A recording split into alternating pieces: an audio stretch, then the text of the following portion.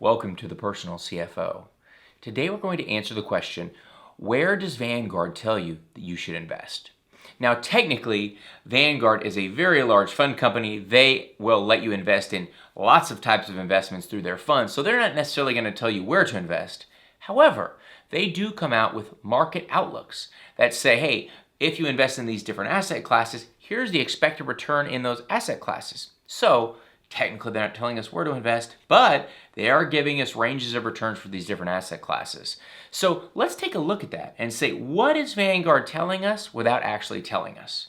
Okay, so this chart here gives us, and I know there's a lot of numbers, we're going to talk about it, gives us a whole lot of different asset classes in stocks, and then a whole lot of different asset classes inside of bonds. And it says, okay, what is the range of return that you can expect over an extended period of time? So a 10-year forward-looking return range in each asset class.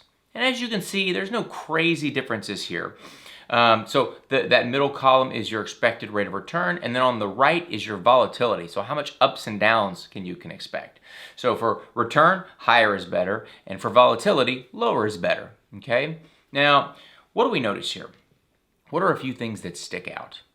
Well, what's the lowest expected return in stocks? Well, it's U.S. growth. And so as you can see here, anywhere between 1 and 3.5% over the next 10 years is the expected rate of return for U.S. growth stocks. Now, why is that? Is it because they don't think growth is going to grow at all or the earnings are going to be bad? No, it's just because U.S. growth has gotten incredibly expensive, and it's going to take a while for the earnings and the fundamentals of those companies to catch up to the price. And what does that look like over long periods of time? It looks like a low rate of return potentially. And so, okay, U.S. growth not so great. Well, what does that mean for a lot of long-term investors? Well, the S&P 500 is largely a U.S. growth fund or a U.S. growth index. So when you look at the S&P 500, it's largely made up of the biggest companies, and they got large by growing quickly. And so the challenge becomes where most investors land, if they just say, I'm just going to go by the S&P 500, is U.S. growth, which ends up being the lowest expected rate of return as far as if you're talking to Vanguard, who, since they have everything and they offer everything, they don't really have a vested interest in leaning us one way or the other. So I think they're a reasonable outlook provider if we're talking about any conflicts. I think there's very few conflicts here. So they're saying, okay, growth's not great. Now the general U.S. market, you can see here 4 to 6% rate of return. Okay, that's a blend of growth and value. And as you can see, value is expected to do better than growth over time. So we say, okay, that's for the U.S. markets. International markets down at the bottom, whether it's international developed markets, Europe, emerging markets, look pretty good.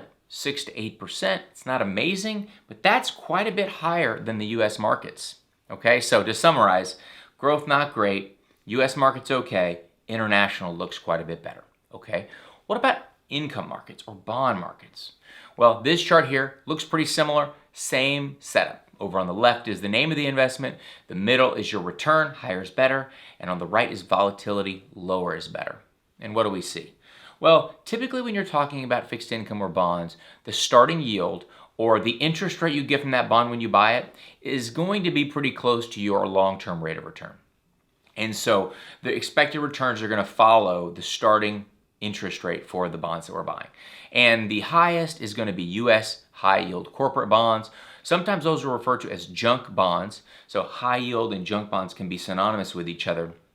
And I think sometimes you see investors staying away from that because it sounds like junk bonds, right? It sounds pretty risky. But as you can see here, the projections are you get a pretty reasonable rate of return, that 5 to 6% rate of return. But over on the right column, the volatility, it's substantially lower, right? Almost half of equities or stocks in the U.S.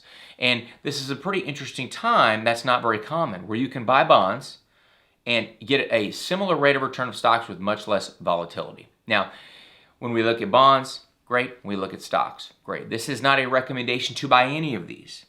But what it does show us is when we're looking at our portfolio, are we as diversified as we think we are? Do we own these different asset classes based on the future expected rates of return, not just, hey, let's look back over the last 5 years? Because if you do that, U.S. growth stocks look great, except The last 5 years many times does the opposite the next 5 because it's reflected in the price that we pay. And so it's important to look at what are the forward-looking ranges of rates of returns, realizing no one knows the future.